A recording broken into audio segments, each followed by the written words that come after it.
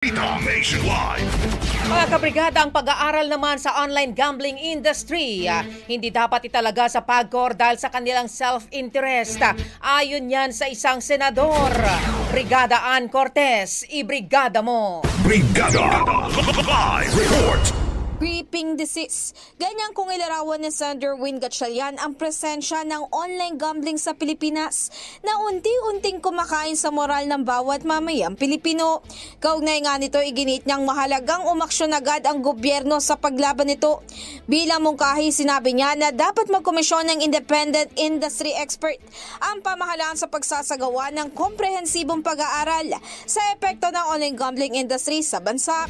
Anya, hindi maaari na ang Philippine Amusement and Gaming Corporation ang magsasagawa nito bilang may conflict of interest kung sakaling sila pa nga ang gagawa nito.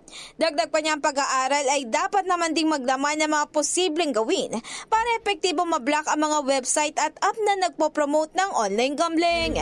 In the heart of changing lives, ako si Brigada Ann Cortez ng 105.1 Brigada News FM Manila, The Music News Authority. Brigada Balita Nationwide. Brigada Balita Nationwide. Ang bahaging ito ay hatid sa atin ng Yummy-Vit ES3 Syrup. Simulang tuparin ang pangarap ng iyong anak. And starting now,